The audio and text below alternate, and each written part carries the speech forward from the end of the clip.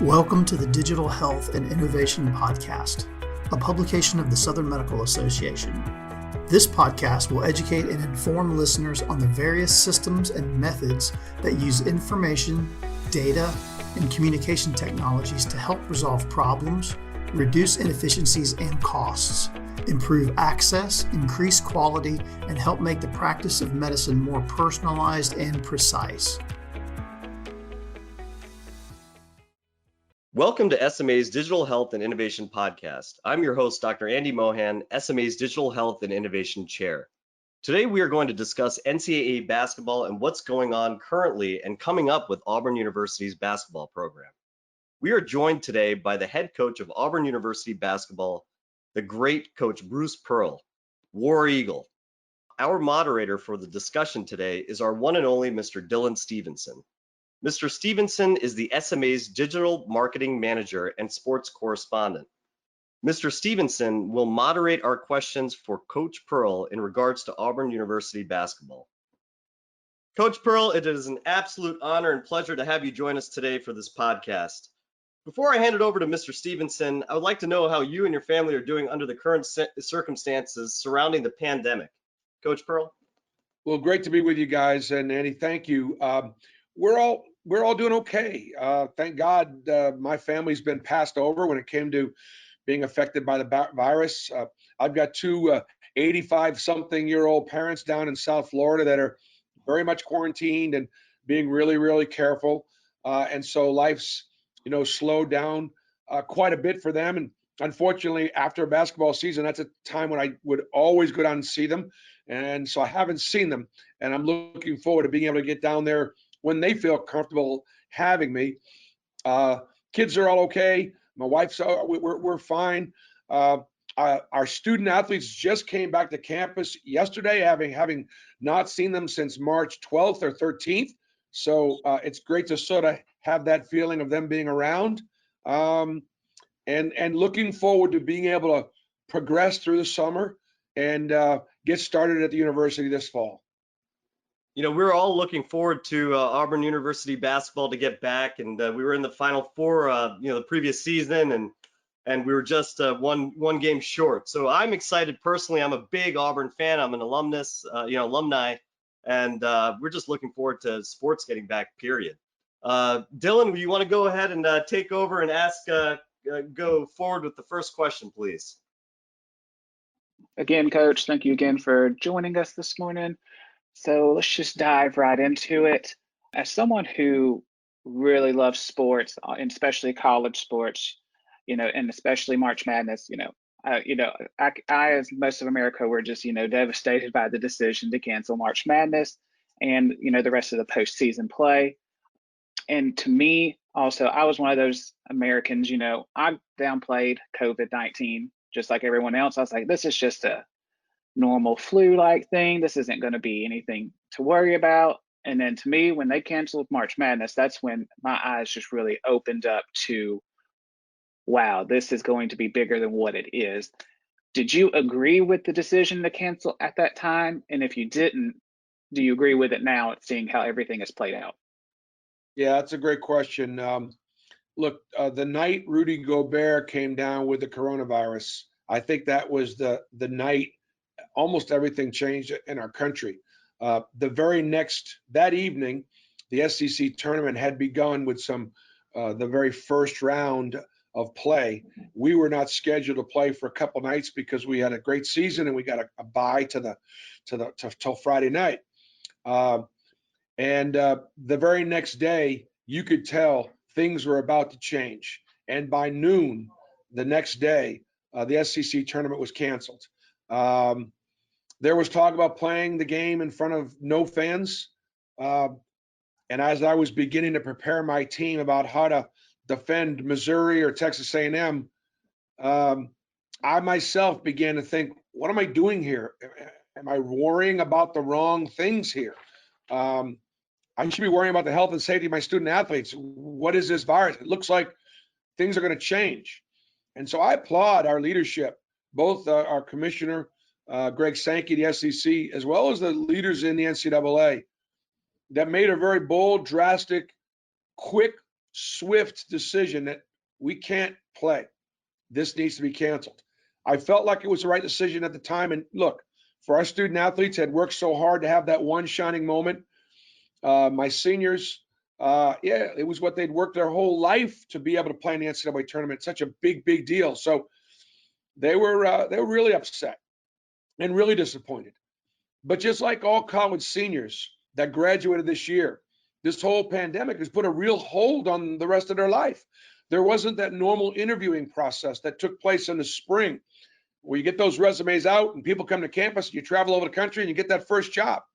Or for my student athletes, go make a run in the tournament, get a chance to get drafted, or go through the process of trying out for an NBA team and seeing if you can, again, play professional basketball and realize your dream. That stuff is still now all on hold.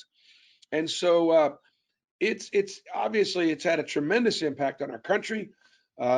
Just look at the state our country is in right now, economically. The focus on the social injustice.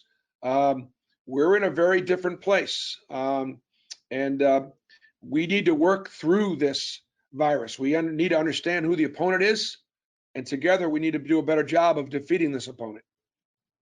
Couldn't have said it better myself, Coach.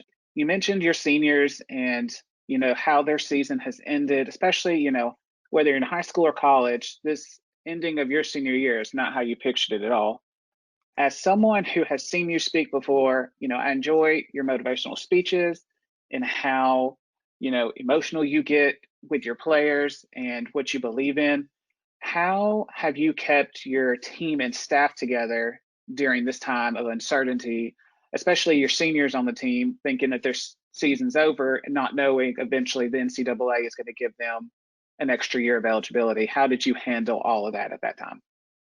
Well, your entire focus is on the team, because when we as a team work together, you as an individual can benefit far more if the team is successful versus if the team fails. And so we work really hard to work together, to play together, to practice together, bring out the best in each other, hold each other accountable, so on and so forth. And we've got to be selfless, and that's your focus in season. But as soon as the season ends, the focus shifts to the individual almost completely. What's best for those seniors? What's best for an underclassman that's looking to maybe try to go test the waters or leave school early to be able to realize their goal and dream of an NBA career? So therefore, during this time, it really hasn't been about the team. It's been about the individuals, my individual coaches and their families and their health. I've not been a huge, hey, we're going to work every single day, 24 hours a day, 7 days a week from home, and we're going to have 50,000 Zoom calls, and I want to know what you're doing all the time. You know what? It was at the end of a very long season, where in season sometimes you work almost every day, 7 days a week, as many hours as you can be healthy and effective. So we were exhausted at the end of the year. So the first probably 3 or 4 weeks, I let them rest and let them stay home and do the things that we were all doing. And when we first, were beginning to learn about the virus and the impact it could have.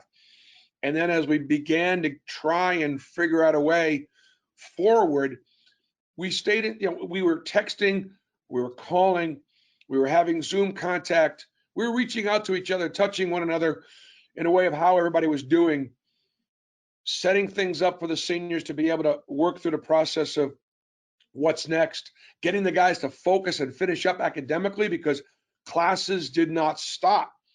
Teaching became online, and our guys had to get through a spring semester, which they all did really, really well. And I credit, they say it takes a village in a lot of ways when it comes to the academics and the progress towards degrees. I'm very proud of the fact that for 4 straight years, Auburn has been perfect when it came to academic performance ratings. Perfect. 10% of all Power 5 men's basketball programs, 10% are perfect in a year. We've been perfect for 4 straight years because of a real commitment from our student athletes, our coaches, and our student academic support systems at Auburn. And that had to continue. we couldn't stop going to class. And so that became a focus. And then, obviously start to prepare to return to campus, to start to prepare to resume athletic activities, obviously for their health and their safety and their well-being of the mental health and physical health. We got to get back to playing as soon as we can, safely and making sure we're conscious of everybody's health. And that's sort of the transition that we're in right now. As I said, my student athletes return to campus this weekend. Coach is dropping wisdom bombs over here. I'm loving every second of it. I want to go into your faith. I've seen articles on it. I was reading, preparing for this podcast, I was reading an article from USA Today where you had made it clear that you would love to become the third Jewish head coach to win a title.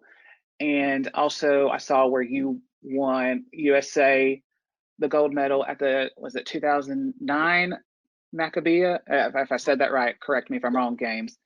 I would love to hear how you put your faith into your coaching, because as someone who grew up in the South, especially with, having different coaches at many different levels of my athletic career, faith was always put in there no matter what. So I would just love to hear how you twist the two into one.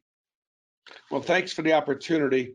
I don't know that we have enough time in the podcast to really cover it all. But again, I guess I'm grateful for the question, and I guess for the opportunity. I'm working with young people. I'm trying to make a difference in young people. And I used to think that I could teach Helen Keller to read, but it really wasn't me that could teach her to read. It was God using me as a teacher and as a coach to try to work with young people. And so as I've gotten closer to God and as I've gotten older, I realized that I'm his servant, that he put me in this place to be able to make a difference in the lives of our young people.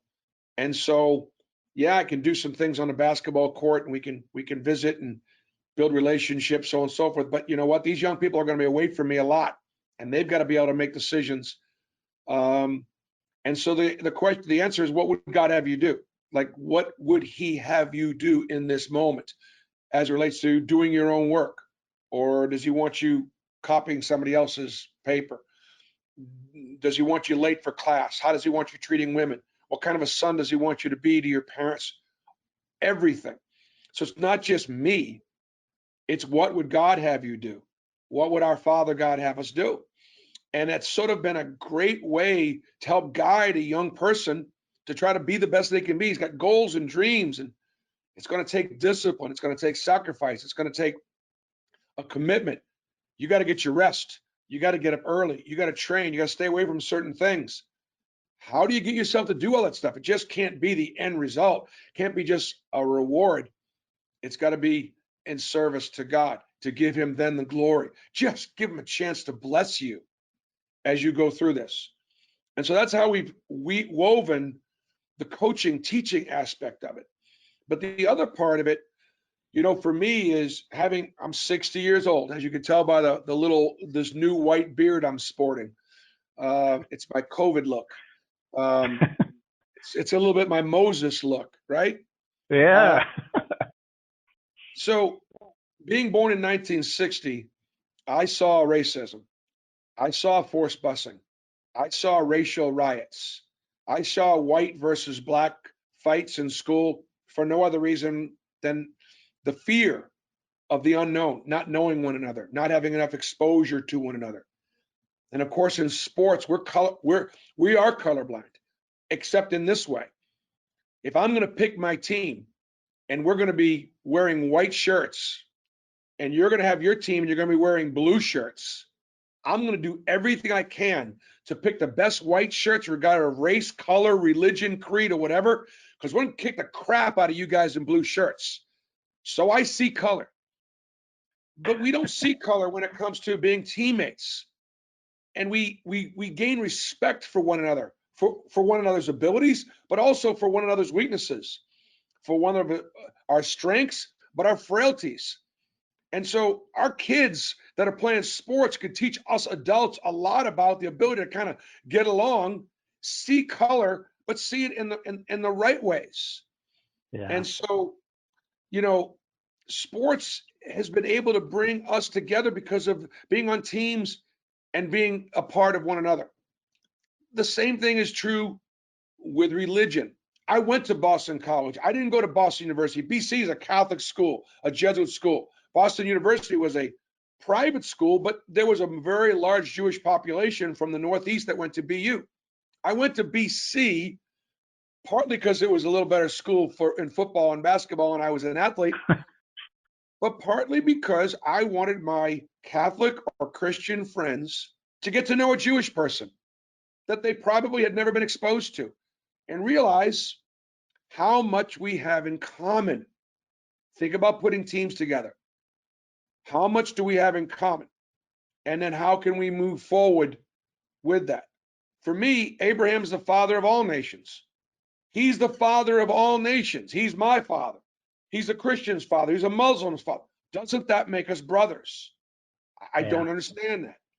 If Jesus was born a Jew, Jesus was a rabbi from the time he was born to the time he was crucified.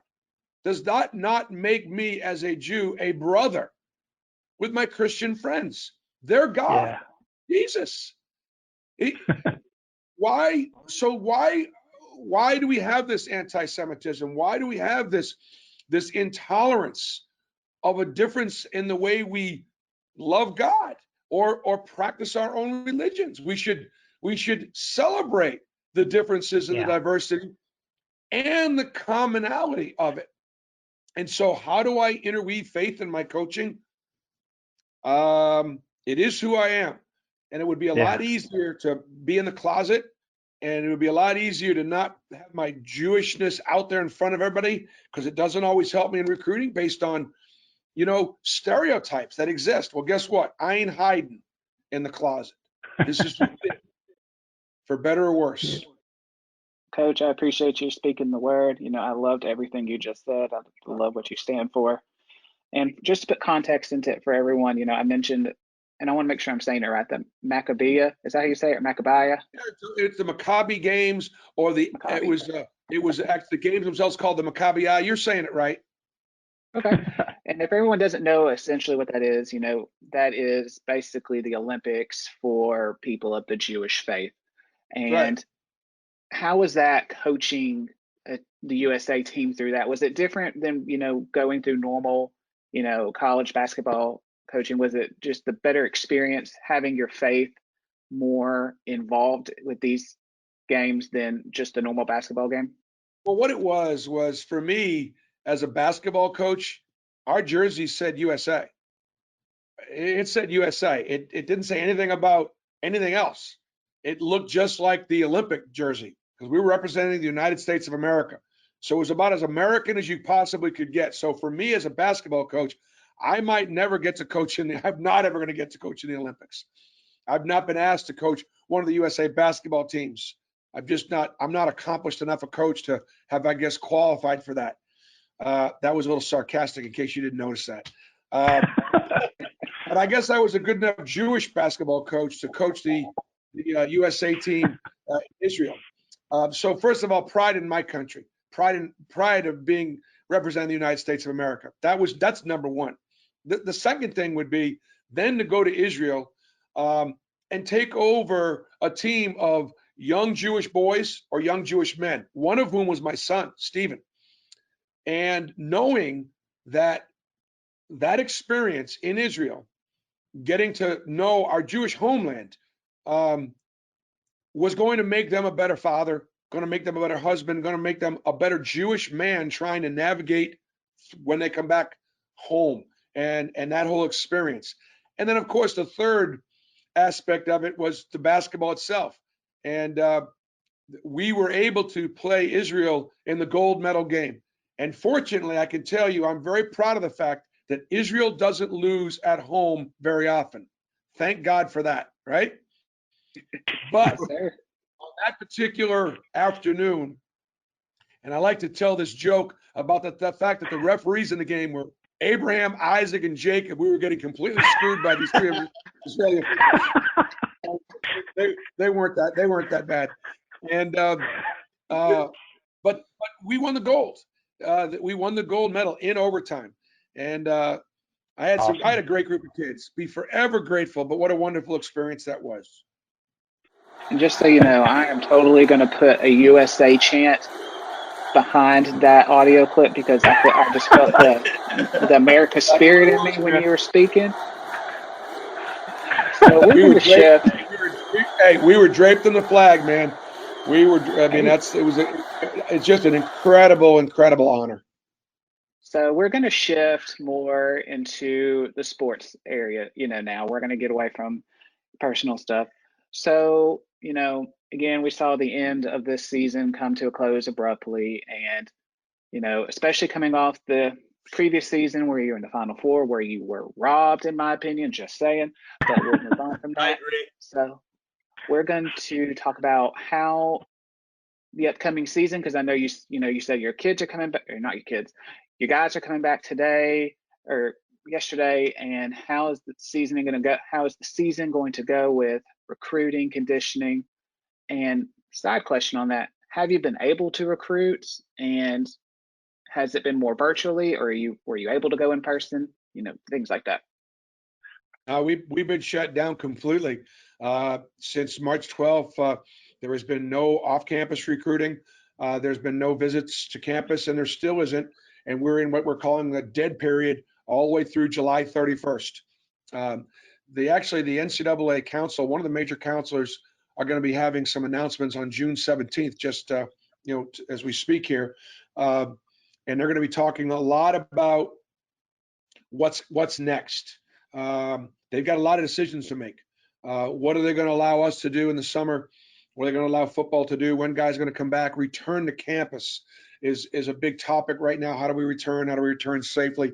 Our guys returned, but they returned for voluntary workouts, which included right now just strength training, conditioning, and doing things on their own.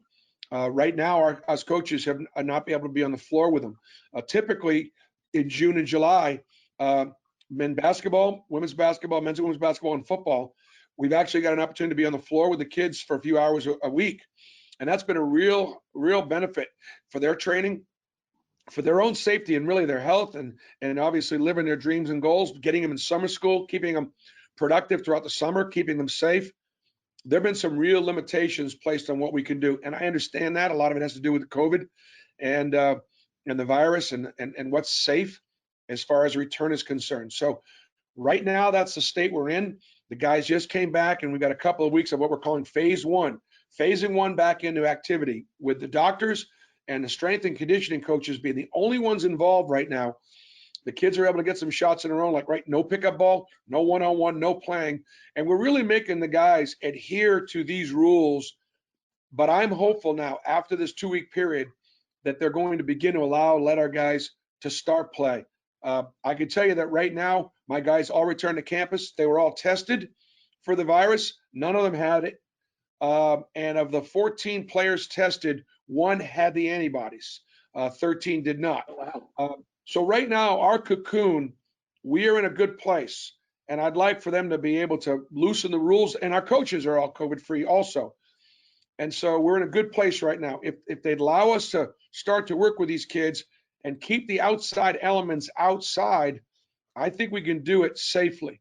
If they don't let us begin to work with them, the guys are going to go find pickup games off campus. They're going to go wind up doing things that they ought not to be doing, and then therefore put themselves at risk. So we'll see. We'll follow whatever guidelines and rules they give us. We're hopeful they give us the kind of rules and guidelines that are realistic for the student athlete's health, safety, and well-being.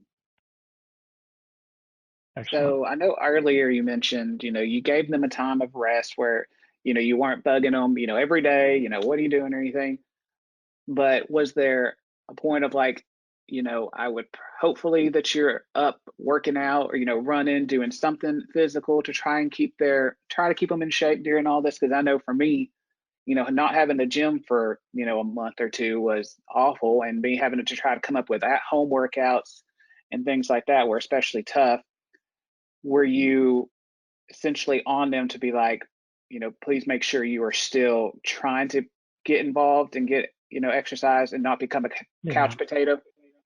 Yeah, at first it was all about shutting down and paying attention and listening and really being stay at home and really being safe. And then once things began to open up a little bit, I didn't want to put too much pressure on them, because the more pressure I would have put on them to get in the gym or get worked out or do this or do that, the more risk they may have taken by being exposed to some things that they shouldn't have gotten exposed to. So I actually took the other approach. I tried to not put pressure on them, not send them all kind of workouts to do. And yeah, we talked about trying to stay in shape within the limitations. We talked about being outside. We talked about washing your hands and keeping your face covering on. And, when you would go into places where there aren't a lot of people, and a lot of things to the social distancing aspect of it. What do you do to prevent yourself from getting the virus and getting the flu? But I kind of went the other way with it. Now, as we got out about let's say 2 or 3 weeks ago, when things opened up, then I began to encourage them to try to get back into some shape, so that when they returned to campus and they got in the weight room, they wouldn't be so sore they couldn't walk for a week. I like it. Yeah, I can see that. I mean, I can say if I had a coach that did that and was bugging me the whole time, it'd be like having Dad 2.0 over me the entire time. I'd be like, well, no, I'm just going to sit at home and do nothing. So yeah, I like the approach you took there. I'm going to finish up with one question. As a coach, as a coach/mentor, what is one thing you would love for your players to look back on and to think about their time with you, from lessons, morals, values, anything? Well, I think the number one thing is, Coach Pat Dye, the great legendary Coach Pat Dye, who was the heart and soul of Auburn University, who just passed recently. Now, he said you can coach them as hard as you love them. And so I want to be able to coach them hard enough for them to be successful. So therefore, you got to find ways to love them. Everybody's got different love languages. One of the love languages that your wife may have is time. If you don't spend any time with her, it's hard to love her in that way. Yeah. And so I got to spend time with my players and find out what their love language is, and it's because I'm going to coach them hard. Typically, if you've got a father in your life, like you said, Dad 101 or 202, whatever it is, typically if you got a dad in your life, you listen to him. You won't always agree with him, but sometimes you'll probably put up more with him than you would anybody else. So your dad could say stuff to you that nobody else could say to you, because he knows he loves you. He cares about you. He's got your best interest. So you know what? You'll tolerate him. So I need my players to tolerate me. But I want them to walk away going, I had as high an expectation for them as anybody's ever had for them, in almost every way. As a person, as a son, as a teammate, as a student, as an athlete, I set the bar really, really high. Attainable, but really high. I don't want them to settle. I want them to be the best that they could possibly be and enjoy the process, and give them a fighting chance to go out there and have some success and have some happiness. Life is difficult. One of the reasons why I've gotten closer to God over the years is really to help me navigate through the challenges of life. When people go through great pain, a loss of a loved one, a loss of a job, something health related, it almost kind of remember the movie with Julia Roberts when she was sick and Sally Fields was trying to talk her out of having a baby and getting pregnant because her body couldn't have it. She had kidney problems. You remember that movie? Yeah. You are making a Steel Magnolias Magnolias reference right now. Yeah. Wow. Yeah. What she said to her mother was, look, Mom, I'd rather have a period of something special than a whole life of nothing. than just vanilla. And so I want the great highs. I want the thrill of victory.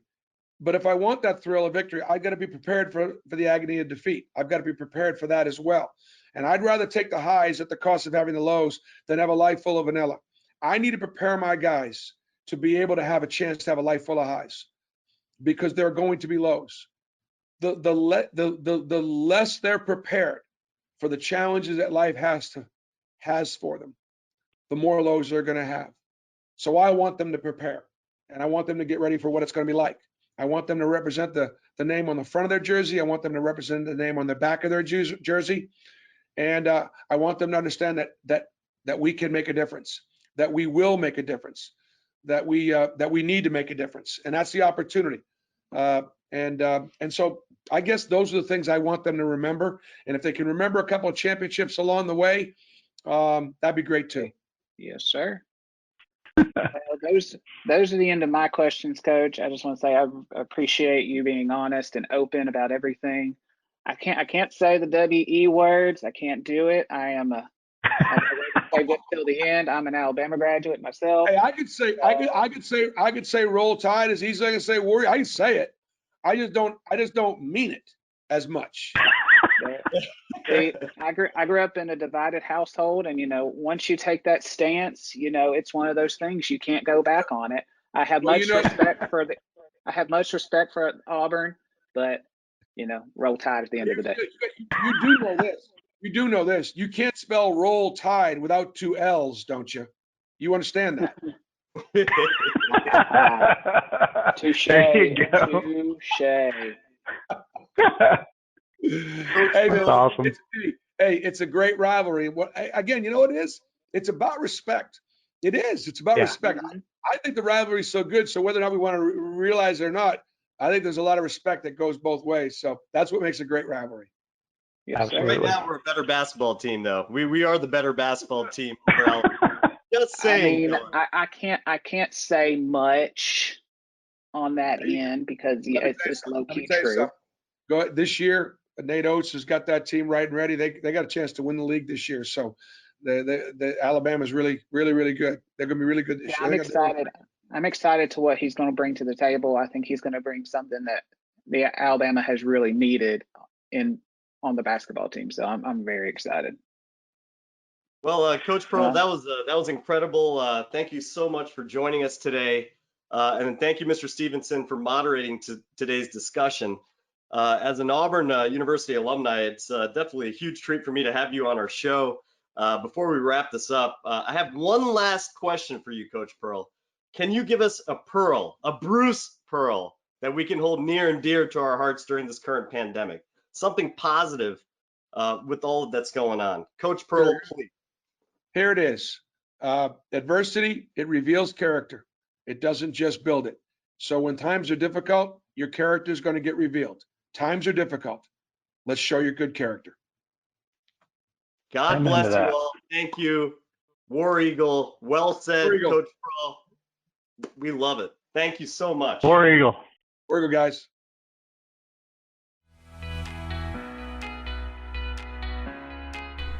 Thank you for joining us. To subscribe to additional podcasts, visit sma.org/podcasts.